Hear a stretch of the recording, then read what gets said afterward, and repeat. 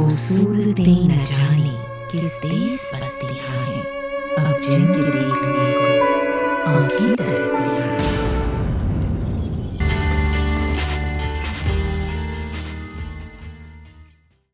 میں آپ سے مستمراتی درجے کی حکومت مانگنے نہیں آیا ہوں اور نہ اس کے حصول پر یقین رکھتا ہوں۔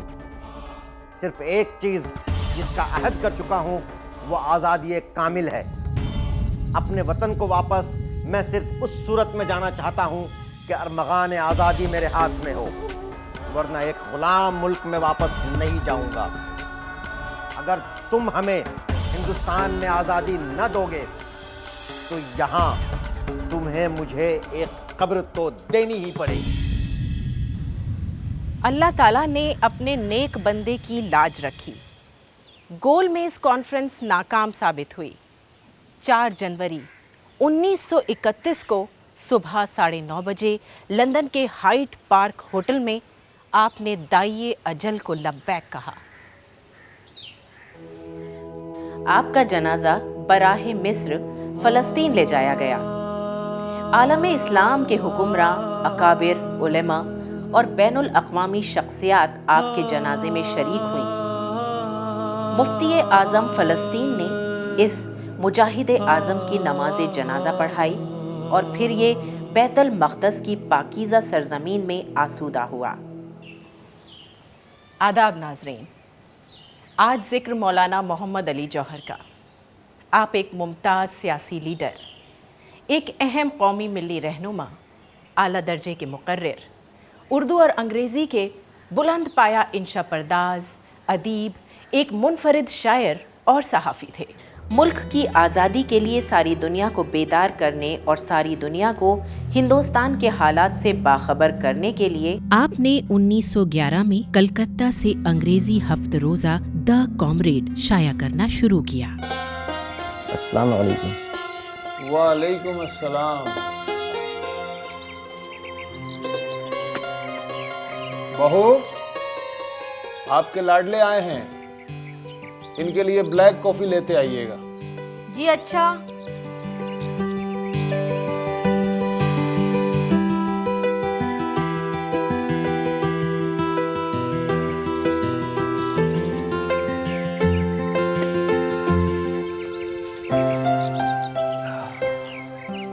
کیا بات ہے، کافی کا نام سن کر بھی چہرہ نہیں کھلا؟ السلام علیکم۔ وعلیکم السلام۔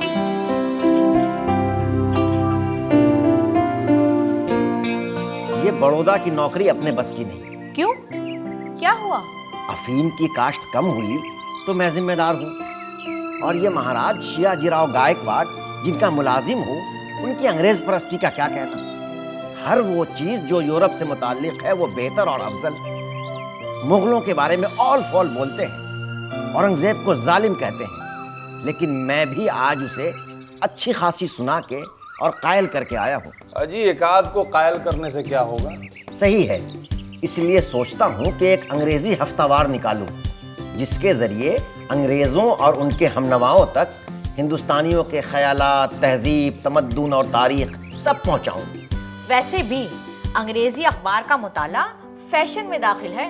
اوہو، تو یہ بات ہے، تبھی آپ انگریزی اخبار ترجمے کے ساتھ سنتی ہیں۔ چل ہٹ شیطان۔ دا کامریڈ کا پہلا شمارہ 14 جنوری 1911 کو شائع ہوا تھا۔ یہ مولانا جوہر کی سیاسی زندگی اور آزادی کے لیے آپ کے جہاد کا باقاعدہ آغاز تھا۔ جوہر کی خوش نصیبی تھی کہ آپ کو شوکت علی جیسے بھائی اور حریت پسند ماں بی اماں نصیب ہوئیں، جنہوں نے قدم قدم پر آپ کا ساتھ دیا۔ مولانا جوہر نے پوری جرت اور بے باکی سے حکومت وقت پر تنقید کی اور برطانوی استعمار کو چیلنج کیا۔ 1914 میں جنگ عظیم چھڑی۔ لندن ٹائمز نے ایک مضمون چوائس آف دا ترکس کے عنوان سے لکھا، جس میں ترکوں کو دھمکی دی گئی تھی۔ محمد علی اسے برداشت نہیں کر سکے۔ آپ نے مسلسل 24 گھنٹے تک بیٹھ کر اسی نام سے مضمون لکھا 26 सितंबर 1914 को ये मजमून द कॉमरेड में शाया हुआ और 3 नवंबर को द कॉमरेड की जमानत जब्त हुई और इस पादाश में कॉमरेड को 10 साल बंद रहना पड़ा। द कॉमरेड का मयार बुलंद था। कॉलेजों में तलबा अपनी इल्मी इस्तबदाद बढ़ाने के लिए द कॉमरेड का मुताला करते थे। अंग्रेज भी इसे तवज्जो से पढ़ते थे। अंग्रेजी के मशहूर व मारूफ मुसन्निफ H.G. वेल्स ने मौलाना जौहर के बारे में लिखा है कि उसके सीने में नेपोलियन का दिल, हाथ में मैकॉले का कलम और मुंह में बैरक की जबान है।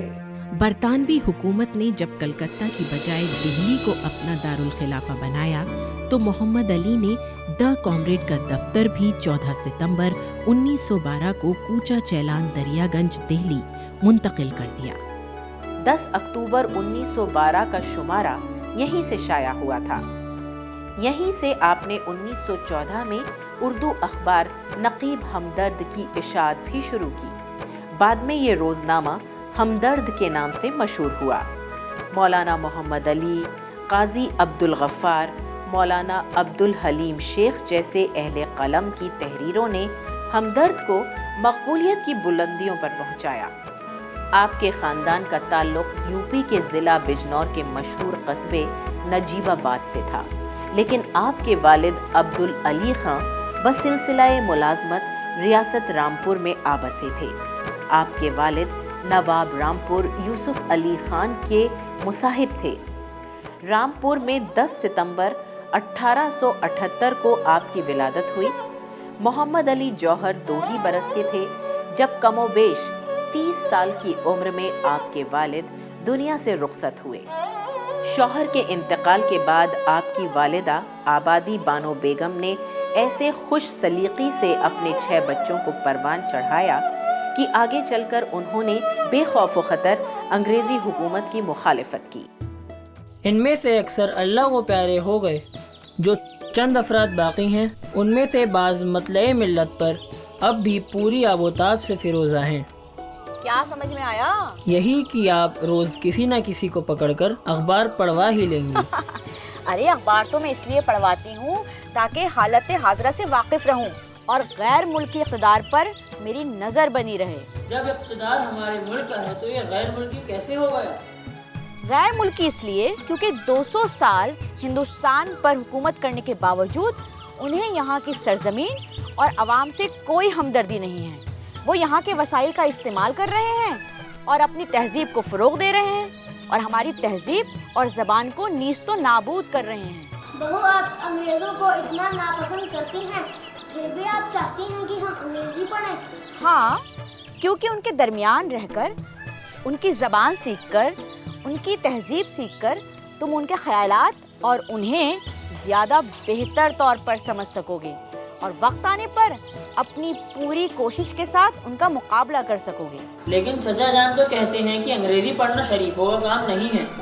तुम्हारे चचा मेरी बात समझेंगे ज़रूर, लेकिन बाद में तुम रामपुर के मदरसा अंग्रेज़ी में ही जाओगे।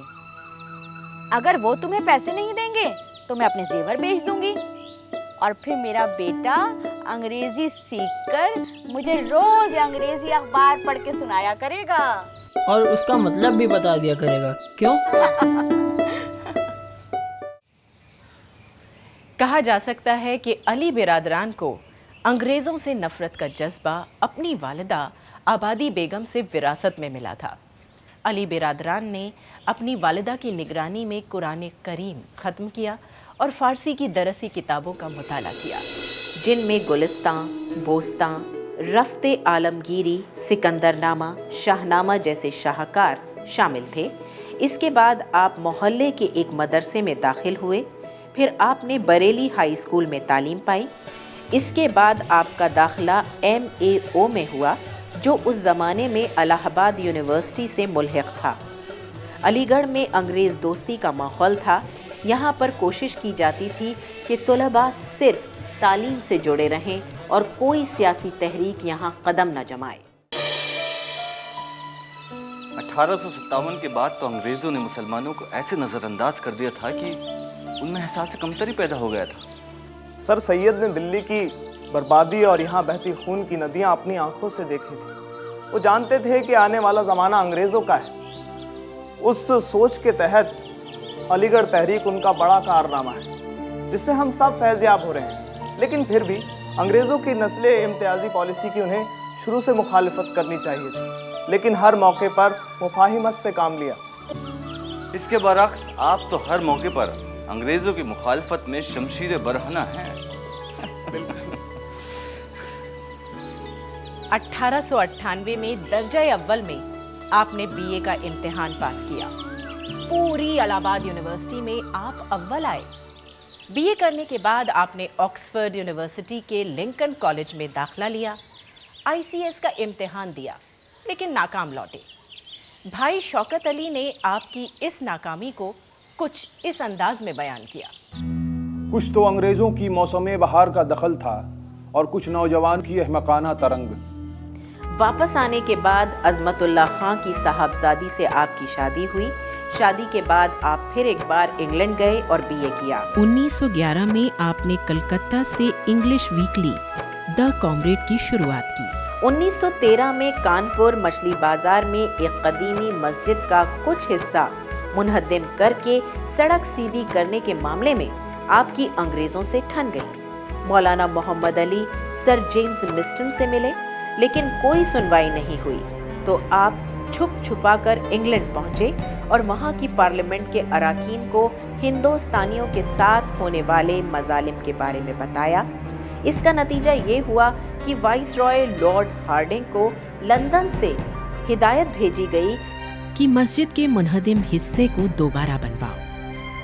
आपकी तबीयत नासाज रहने लगी थी। इस वाक़ये के बाद जब 1915 में आप आराम करने की गरज से अपने घर रामपुर गए, तो अंग्रेज़ों के तरफदार his highness Nawab of Rampur Hamid Ali Khan ने आपको तलब किया।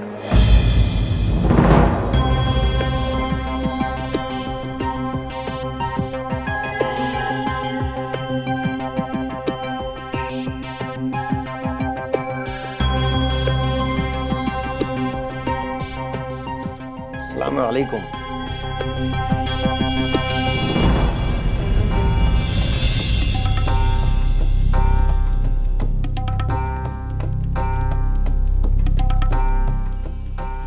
ये कानपुर की मस्जिद का क्या मामला है? जी वो हर अंग्रेज तुम्हारी शिकायत करता है। सारे जहान को शैतान की तरह गुमराह कर रखा है। जब तक जंग जारी है, आप हमारी कोठी खास बाग में नजरबंद रहेंगे। इस दौरान आपको कागज कलम नहीं दिया जाएगा और आपको अपना अखबार हमदर्द बंद करना पड़ेगा। कुल इबाद की कुर्बानी खुदा के लिए भी नहीं की जा सकती।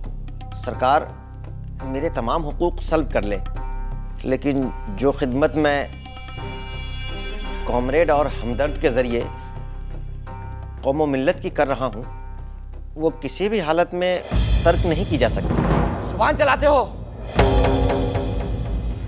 हकीम अजमल खां के कहने पर कि हमदर्द की रविश काबिल एतराज़ नहीं है, नवाब साहब ने मौलाना मोहम्मद अली जौहर को अखबार निकालने की इजाज़त दे दी।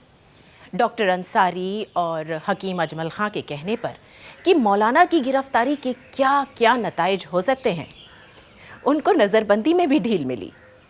आप बीमार थे, इसलिए आपको बगैर से इलाज दिल्ली से होकर मसूरी जाने की भी इजाज़त मिल गई। आपकी वालिदा बी अम्मा और शौकत अली भी आपके साथ गए। दिल्ली में आपको मेहरौली के पास नज़रबंद रखा गया। फिर यहाँ से आपको छिंदवाड़ा भेज दिया गया।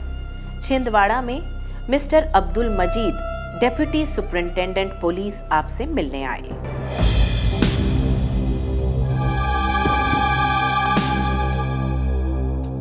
ये तो शाह कैसर के दुश्मनों की हिमायत और हिंदुस्तानियों के हक में किसी भी किस्म के एजिटेशन से बाज रहने का हद है। आप जो भी समझे इस अहदनामे पर दस्तखत कर दें तो आपको रिहाई मिल सकती है। गो, मैं बूढ़ी और ज़ईफ हूँ, लेकिन अपने हाथों में इतनी कुव्वत महसूस करती हूँ कि अगर ये किसी अहदनामे पर दस्तखत करें जिससे कौम को कोई भी नुकसान पहुँचे, اور برٹش حکومت کی خوشامد ہو تو میں ابھی اور اسی وقت ان کا گلا گھونٹ دوں گی۔ بولی اماں محمد علی کی جان بیٹا خلافت پہ دے دو، ساتھ تیرے ہیں شوکت علی بھی، جان بیٹا خلافت پہ دے دو، حشر میں حشر برپا کروں گی، پیش حق تم کو لے کر چلوں گی، اس حکومت پہ دعویٰ کروں گی، جان بیٹا خلافت پہ دے دو۔ علی برادران نے دستخط کرنے سے انکار کر دیا۔ 7 جون 1919 کو دونوں بھائیوں کو گرفتار کر کے بیتول جیل بھیج دیا گیا اور نظر بندی جیل میں تبدیل ہو گئی۔ مولانا کے مطابق مذہب میں زندگی کے ہر شعبے کا حل ہے اور یہ زندگی کی ایک تعبیر کا نام ہے۔ مولانا کے یہاں مذہب اور سیاست میں بہت زیادہ فاصلہ نہیں ہے، اسی لیے وہ سیاست کو مذہب سے الگ نہیں سمجھتے تھے۔ یہی سوچ آپ کو گاندھی جی کے نزدیک لانے کی وجہ بنی۔ گاندھی جی ساؤتھ افریقہ سے لوٹے ہی تھے، ہندوستانی سیاست میں حصہ لینا شروع ہی کیا تھا کہ اس تجربے کار اور دانش مند قومی رہنما محمد علی جوہر نے ان کی سیاسی صلاحیت کو پہچان لیا تھا۔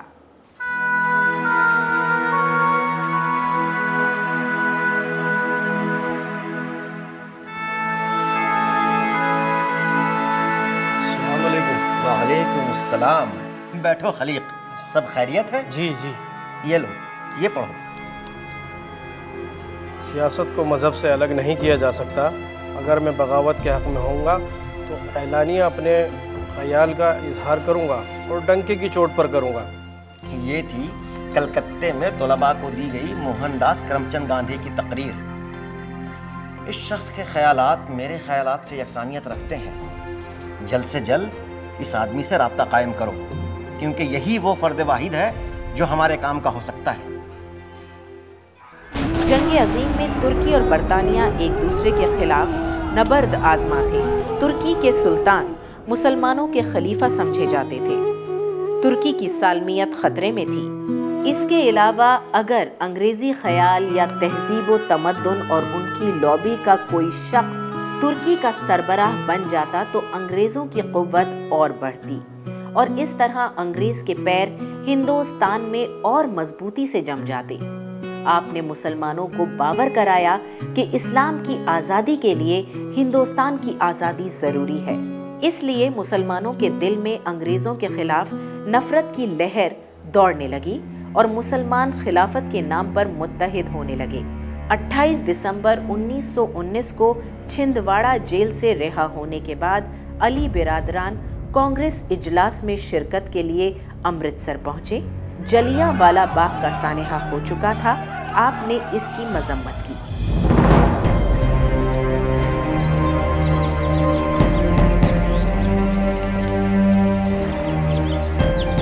May I come in, sir? Yes. Be seated, please. Thank you, sir.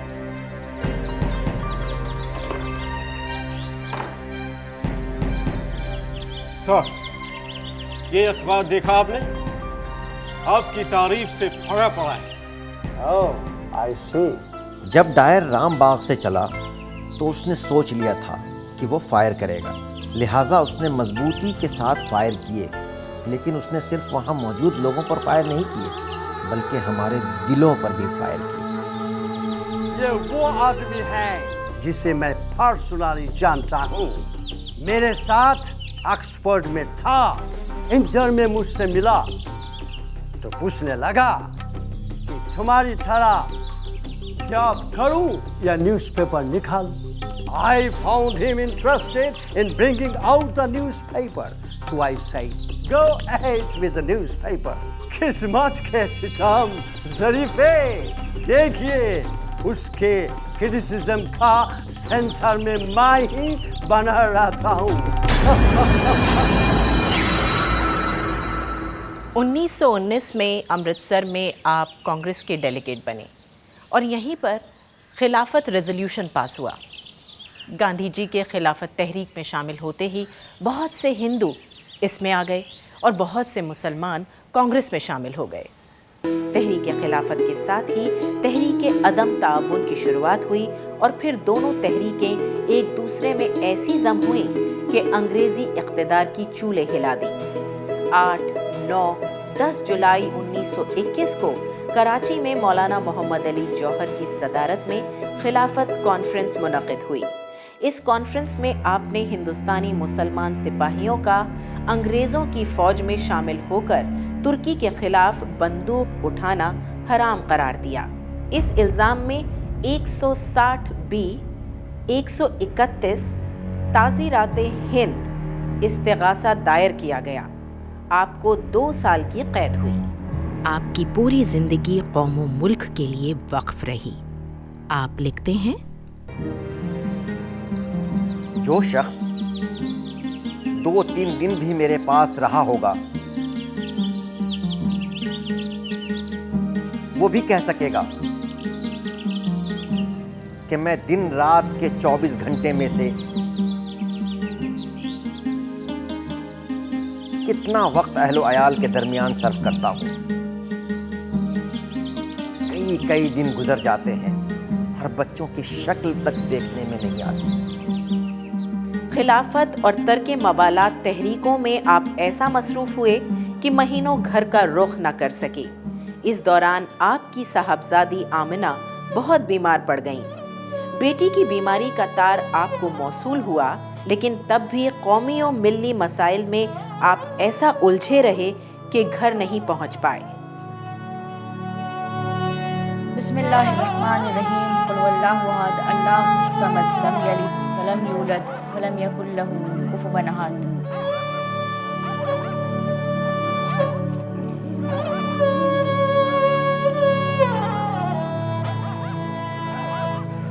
کیا ہوا؟ خط آیا ہے، خط آیا ہے، خود نہیں آیا ہے۔ ایک طرف کانگریس ہے، دوسری طرف خلافت، پھر اخبار ہے۔ بہت کام رہتا ہے نا تمہارے ابا کو، آ جائیں گے۔ کب؟ جب میں مر جاؤں گی۔ اللہ نہ کرے میری بچی، جانے کی عمر تو میری ہے، تمہیں تو ابھی بہت بہاریں دیکھنی ہے۔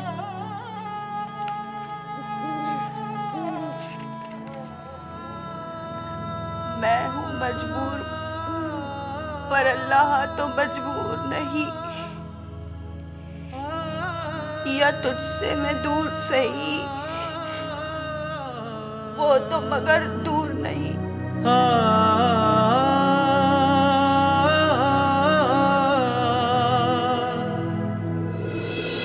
مولانا محمد علی 1906 میں بننے والی پارٹی مسلم لیگ کے بانیوں میں سے تھے۔ آغا خان سوئم کی دیکھ ریکھ میں بننے والی اس پارٹی کا مقصد شروعات میں مسلمانوں کے تعلیمی، اقتصادی، سماجی اور تہذیبی حقوق کا تحفظ کرنا تھا۔ مسلمانوں کے لیے مناسب ہے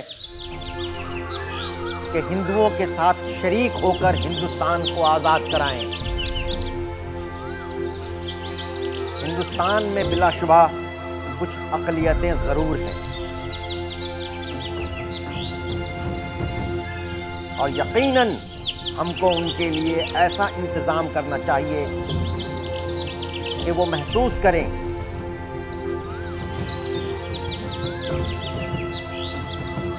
کہ آئندہ حکومت ہند ایک یا 2 اقوام کی حکومت نہ ہوگی، بلکہ تمام ہندوستانیوں کی حکومت ہوگی۔ اس میں ذات اور عقائد کا امتیاز باقی نہ ہوگا۔ خدا نے ہمیں ویسا ہی آزاد پیدا کیا ہے جیسا کہ جارج پنجم کو۔ ہندوستان کو آزاد ہونے دیجیے تاکہ کوئی شخص آئندہ کسی ہندوستانی مرد اور عورت کے بارے میں یہ نہ کہے کہ تو پیدائشی غلام ہے۔ آپ ذیابیطس کے مریض تھے۔ اپنی سخت علالت کے باوجود ملک کو آزاد دیکھنے کی خواہش سے مجبور ہو کر آپ لاغری کے باوجود 1931 میں لندن میں ہونے والی گول میز کانفرنس میں حصہ لینے گئے۔ لارڈ ارون ایک طرف تو آپ کو علاج کے لیے مسوری بھیجتے ہیں اور دوسری طرف کہتے ہیں لندن جا کر کانفرنس میں شرکت کریں۔ کیوں؟ وہ جانتے نہیں کہ آپ کھڑے بھی نہیں ہو سکتے۔ میری صحت کی ناسازی اور ہر طرف سے میری مخالفت کے باوجود اگر ایروین چاہتے ہیں کہ میں اس کانفرنس میں شرکت کروں تو ضرور خاص بات ہوگی۔ لیکن آپ کی صحت… کچھ مت کہیے، میں ساری زندگی کام کے لیے زندہ رہا اور اس وقت کام سے منہ موڑنا ایسا ہی ہے جیسا کہ بزدل کرتے۔ آپ اسٹریچر پر لیٹ کر انگلستان گئے۔ گول میز کانفرنس ناکام ثابت ہوئی، لیکن آزادی کا یہ شیدائی بنا ارمغان آزادی لیے وطن واپس نہیں لوٹا۔ ہے رشک ایک فلک کو جوہر کی موت پر، یہ اس کی دین ہے جس کو پروردگار دے۔ کہاں گئے وہ لوگ جن کی قلم کا لوہا تلوار کی دھار سے زیادہ تیز تھا؟ مولانا محمد علی جوہر کے پرجوش قلم کو سلام۔ وہ صورتیں نہ جانے کس دیس بستیاں ہیں، اب جن کے دیکھنے کو آنکھیں ترستیاں ہیں۔